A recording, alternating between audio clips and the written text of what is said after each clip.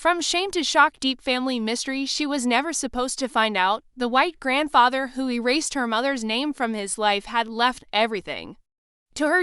And now, the woman who made her sign a prenup about to learn that her son was marrying the heir to a secret empire. This wedding was supposed to be theirs, but the legacy? It belonged to Ava. This is a story of buried bloodlines, broken pride, and a revelation no one expected. This is his mother made the black woman sign a prenup.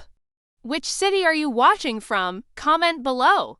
Ava Monroe lived simply, despite the quiet elegance she carried. She worked as a children's book illustrator, loved jazz Sundays, and had never chased wealth, even though her mother once whispered about a family long gone and a name never spoken. She never cared to dig into it. All that mattered now was Ethan, the man she loved, and their upcoming wedding. Ethan's world was different. Private schools, old money, dinner parties where she always felt watched, especially by his mother, Victoria, polished, precise, and perfectly polite but cold. When Ava first met her, she smiled too tightly, asked too many questions about background, and kept glancing at Ava's skin. Still, Ava gave her the benefit of the doubt. Families took time.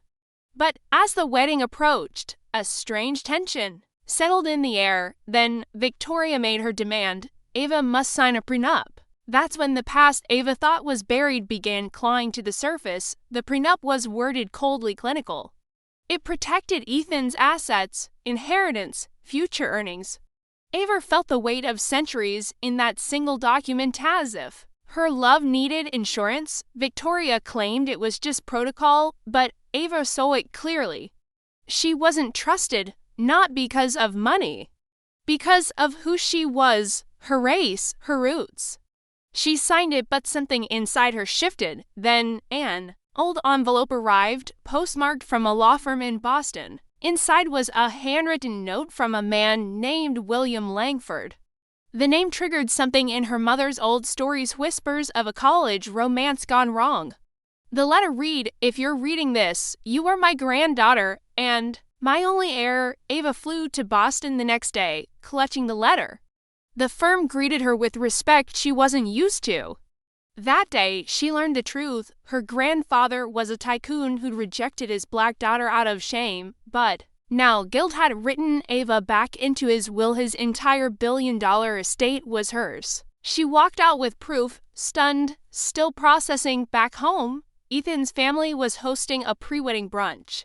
Victoria barely acknowledged her. Ava sat silently, the documents in her bag.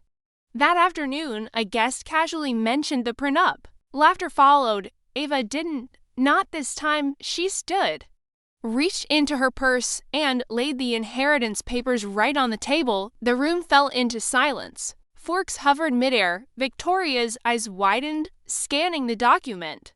Her lips parted, but no sound came out. Ava watched the color drain from her face. "This is a joke," Victoria finally whispered, hands trembling, but the firm's embossed seal said otherwise. Ava, now legally worth more than the entire Langford family combined, looked directly at her. Everything reversed in that moment. The assumptions, the condescension, the veiled insults, and for the first time, Victoria looked small. Ava didn't raise her voice. She didn't need to. Truth had spoken for her. The silence in the room wasn't just shock, it was the sound of generations cracking open. Dear audience, if you're enjoying the story, don't forget to give it a like, it really helps. The wedding went on, but under Ava's terms. She rewrote the prenup, not to protect herself, but to prove she didn't need anyone's validation. Victoria attended, smile forced, pride swallowed. Ava's life changed. But not just because of money. She'd uncovered a legacy denied to her mother, stolen by shame, buried under prejudice. She decided to fund scholarships for black girls with stories like hers, girls who didn't even know they came from royalty. This wasn't about revenge. It was about reclamation, about dignity, because behind every assumption is a truth waiting to rise. And sometimes the people society underestimates are the ones holding the keys to an empire. Thanks for watching. Subscribe to our channel for more powerful stories and new videos.